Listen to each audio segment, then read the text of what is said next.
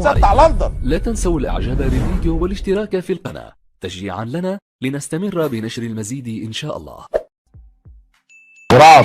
أعزائي المشاهدين، السلام عليكم ورحمة الله وبركاته. أهلا ومرحبا بكم، معكم عماد العطار.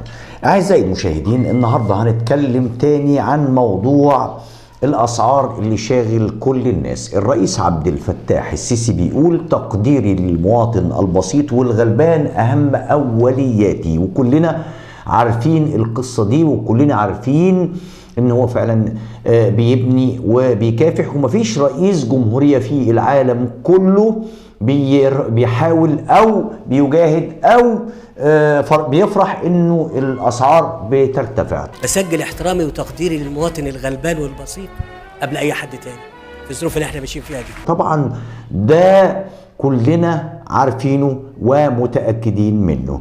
اعزائي المشاهدين، بالنسبة لارتفاع أسعار الفراخ، ارتفاع جنوني بيهدد المواطن بجد في لقمة عيشه. النهاردة الفراخ لما ترتفع ارتفاع جنوني، الفرخة الصغننة دي ب35 أو ب37 جنيه، والأعلاف بكام، والفرخة النهاردة الكيلو بكام، وداخلين على شهر كريم. الناس بتقلق بجد، بتقلق قوي قوي.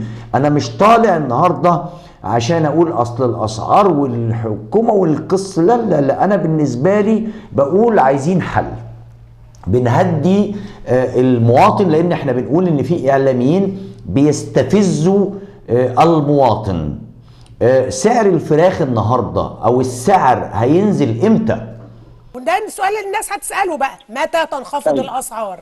النهارده كيلو الفراخ حاجه و90 جنيه للمستهلك، الفرخه داخله لها في 200 وحاجه جنيه، كيلو البانيه 210 و220 جنيه. يعني الفراخ وصلت من مزرعه ب 90 و91 النهارده، يعني معناها للمستهلك ب 100. يعني الفرخه البيضه ال 2 كيلو ب 200 جنيه 210.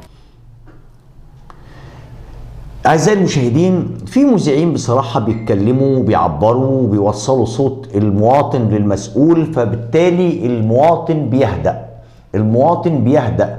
في واحدة بتعرض ولادها عاملة مزاد على ولادها، والله قالت كلمتين عجبوني قوي قوي قوي. قالت ايه؟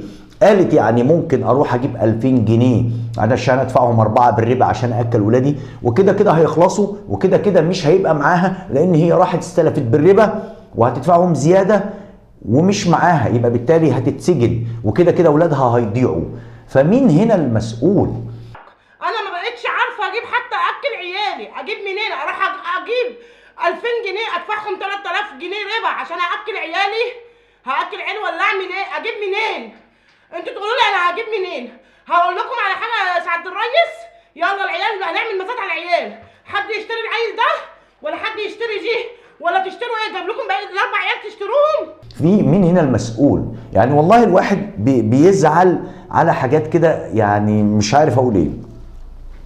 طبعا سمعتم الفيديو وسمعتم الست بتقول ايه. في على شكلاتها كتير جدا جدا جدا جدا، وانا والله طالع بعرض الموضوع على المسؤولين عشان يسرعوا في الحلول. وانا قلت في حلول قبل كده، ان احنا نحدد رقعة زراعية نزرع فيها المتطلبات بتاعتنا، يعني مثلا زي الذرة الصفراء، زي القمح او الغلة، زي احنا الدولة بتشوف ايه متطلباتنا، ايه اللي احنا بنستورده كتير، ونحاول يكون في بديل داخلي، بديل محلي، لان العمليه كده احتدمت قوي وطالتني وطالت الجميع وطالت ناس كتير جدا. والنهارده المذيعين او المذيع اللي بياخد ملايين الجنيهات بيقول يا جماعه ما تاكلوش، ما حدش يتكلم عن الاكل، ما حدش يتكلم عن الاكل. امال هنتكلم على ايه؟ سبحانك يا رب. كل الناس بتشتغل عشان تاكل نفسها وولادها، يعني كل واحد بيسعى الصبح، بيوم الصبح عشان ياكل نفسه وياكل ولاده. السعي ده كله عشان ايه؟ يعني النهارده لما مذيع يطلع ويقول ما حدش يتكلم عن الاكل، ما هو كده كده بيستفز الشعب بجد.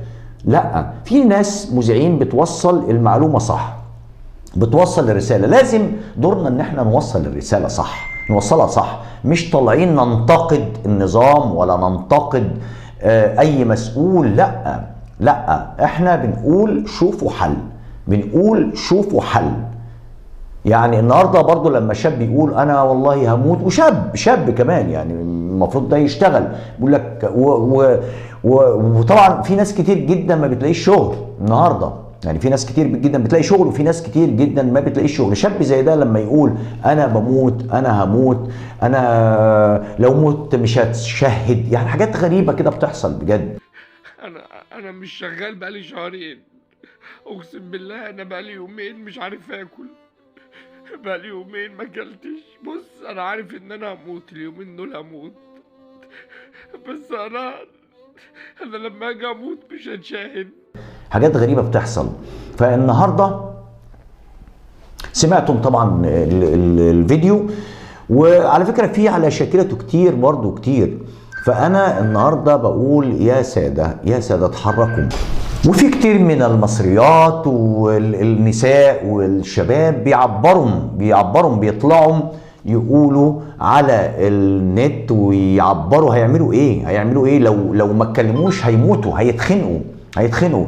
النهارده في مذيع طالع يعني في نبره تهديد، برغم ان هو بيتكلم عن الاسعار برضو، وبيقول امتى الاسعار تنزل وامتى طبعا نستقر والكلام ده كله، في نبره كده تهديد للمواطن المصري.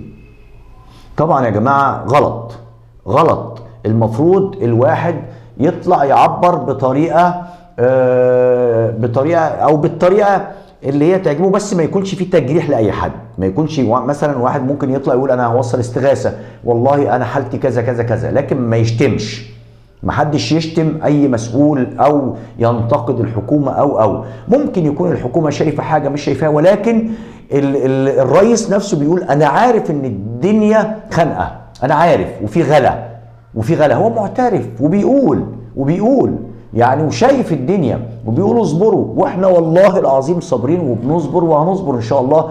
بس العمليه احتدمت قوي، وفي نفس الوقت زي ما انا قلت، انا واحد زيي والتاني اللي عليه دين واللي عليه كده واللي عليه كذا. المفروض الحكومه حتى تتدخل في القصه دي. يعني في ناس كتير جدا جايبه قروض كتير جدا ومصيرهم طبعا الى السجون، لان العمليه خنقت في التجاره وخنقت في حاجات كتير جدا، خنقت في حاجات كتير قوي. اللي بياكل النهارده 3 طاقات بياكل طاقه واحده، فبالتالي التجاره نفسها وقفت، والناس اللي مديها قروض دي بتقول لك انا ماليش دعوه، انا ما يهمنيش. يبقى في ناس كتير جدا من مصر مصيرها السجن، وطبعا ده ما يرضيكش يا ريس ان في عهدك يحدث كده. يعني النهارده طبعا انت بتقول انا مسؤول عن كل حاجه في البلد، فبالتالي يا ريت لو سمعتني دلوقتي وحضرتك بتقول انا بسمع كل كلمه وبسمع كل تعليق، يا ريت الحكومه تتدخل. ولو في اي ضرر للمواطن، المواطن هيستحمل، ولكن مشكله القروض والبضائع والتجاره واللي وقفت دي فاثرت على ناس كتير جدا. بشكركم والى اللقاء في حلقه اخرى وتقرير اخر، والسلام عليكم ورحمه الله وبركاته.